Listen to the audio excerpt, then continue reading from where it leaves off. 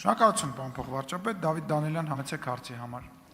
Շնորհակալություն, պարոն վարչապետ, հարցը ձեզ է ուղղված։ Օգոստոսի 8-ից հետո Հայաստանում շատ մեծ հետաքրքրություն պահանջող, հատկապես Սյունիքում Թրամփի ուղու վերաբերյալ է, ինչպիսի գործուն քայլեր կան այս պահին եւ ունենք մոտավորապես ճանապարհային քարտեզ եւ ժամանակացույցեր։ Մի կողմից ես հիմա ձեզ հարց եմ ուղղում Թրամփի ուղու վերաբերյալ, որը էական ազդեցություն կունենա խաղաղության, երկարատև խաղաղության իմաստով, բայց մյուս կողմից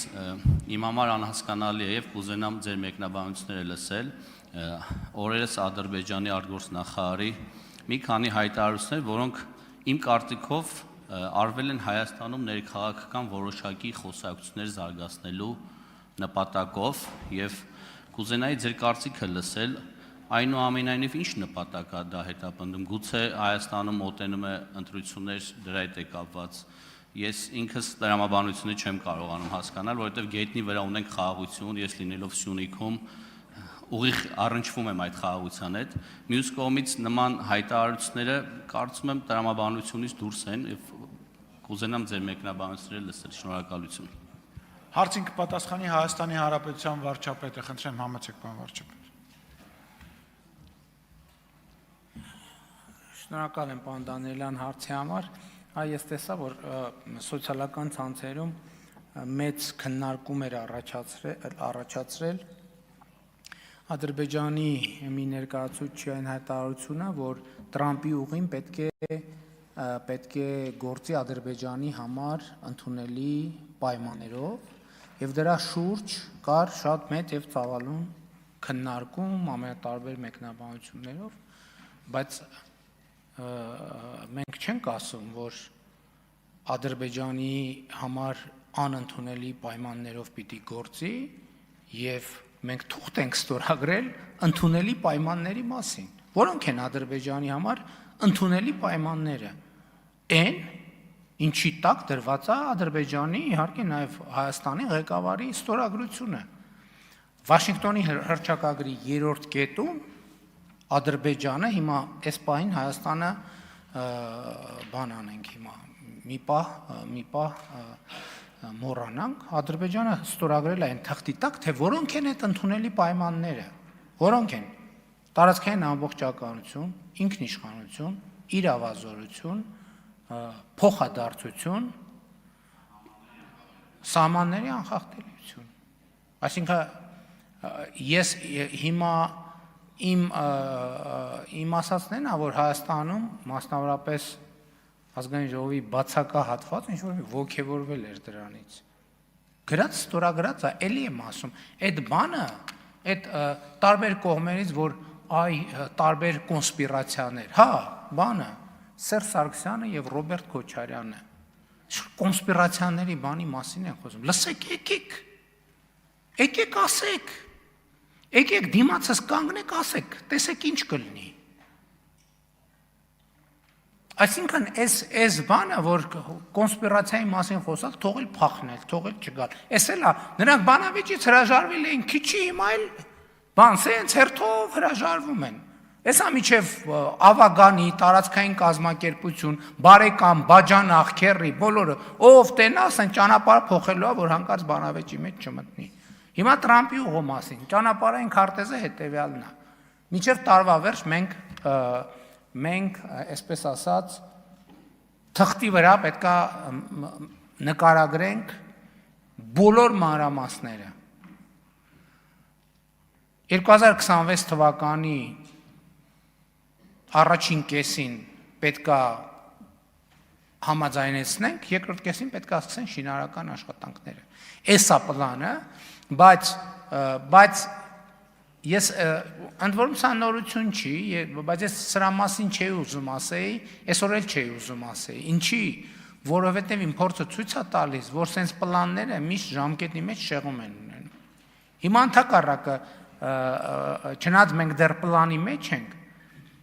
բայց տեսեք, ըստ էության լրատվությունը մենք տեսնում ենք, որ նախագահ Տրամփի թիմի նույն շրջանակն է աշխատում մերձավոր արևելքի թեմայի հետ կապ, մի քանի շատ կարևոր առանցքային թեմաների հետ կապված։ Եվ այդ մարդիկ նաև օբյեկտիվ հանգամանքների բերումով ծանրաբեռնվում են ուրիշ թեմաներով։ Մենք ամեն ինչ կանենք, որ այս ժամանակացույցը հստակ աշխատի։ Բայց ես էլ ուզում եմ, որովհետև հեսա ժամկետը գալու էլի, հա, համաձայնեցրիք թե չէ։ Եթե հանկարծ մի շաբաթ, երկու շաբաթ ուշանա, էլի նոր աղմուկ առնելու, բայց ես այս գլխից գիտեմ, որ պլանները միշտ մի քիչ շեղում ունենում են, բայց ընդհանուր առմամբ ընկալումը է դա։ Ընդհանուր առմամբ ընկալումը է դա եւ մենք ըստ էության ըմբռնումներ ունենք արդեն ինչ որ արձագանքեք, ես կփորձեմ շարունակել։ Շնորհակալություն, պարոն վարչապետ, հետաքրքրությունը իսկապես շատ մեծ է մեր քաղաքացիների մոտ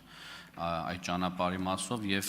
նամանավանդ, որ հիմա հյուսիս-հարավի շինարարությունը բարձր տեմպերով է, մենք մեր աչքերով ամեն օր տեսնում ենք իրականացվում, տնտեսական միջավայրը ամբողջովին Սյունիքում կփոխվի, հետեւաբար բարբերաբար մենք հետաքրքրվում ենք այդ հարցի շուրջ, դրա համար ես հարց ուղեցի, կարող եք շարունակել, շնորհակալ։ Հիմա տեսեք, ես կարող եմ հստակ ասել, թե երկաթուղին որտեղով է անցնելու։ Երկաթուղին անցնելու խորհրդային ժամանակ գոյություն ունեցած երկաթուղու, որտեղ ուրիշ տեղով երկաթուղի կառուցելը իրատեսական չի։ Ես կարող եմ ասել, որ օրինակ գազամուղը անցնելու է դրանից էականորեն հյուսիս։ Էլեկտրական գծերը անցնելու են էականորեն հյուսիս։ Ընդ որում ես չեմ կարող ասել, որովհետև ուսումնասիրությունները տեղում ենք արդեն սկսել ենք, չեմ կարող ասել նույնիսկ որոնք Սյունիքի մարզի հատվածում կմնան, որոնք Վայոց ձորի մարզի հատվածում, որովհետև դա հասկանում եք, բազմաթիվ գործոններից է կախված, այսինքն քարտեզի վրա ամեն ինչ հարթ է, թվում է թե որ դե ուզենաս գիծը կքաշես, բայց այնուամենայնիվ տեղանքը բնությունը ուրիշ բան է։ Ավտոճանապարհների հետ կապված գիտեք, հյուսիս-հարավը կառուցվում է եւ մեծ հավանականությամբ մենք ճանապարհները այդ արևելք-արևմուտք ուղղությամբ ճանապարհները կինտեգրենք հյուսիս-հարավի ճանապարհներին եւ այլն եւ այդպես շարունակ։ Բայց էլ եմ ասում, հասկանում եք, այս ամեն ինչը նույնիսկ տեղատեսության արդյունքը կարա վերջնական չլինի, որտեղ տեղատեսությունից հետո պետք է երկրաբանություն անել եւ այլն, կարող է երկրաբանությունը ցույց տա, որտեղ հոսքեր կան, սողանքներ կան, չգիտեմ, ամենատարբեր բաներ։ Այսինքն ես էլի ուզում եմ ասել, որ քննարկվում է տարբերակներ։ Երկաթուղին հստակ գիտենք, որ գազամուղը էականորեն ավելի հյուսիս առնելու, հստակ գիտենք,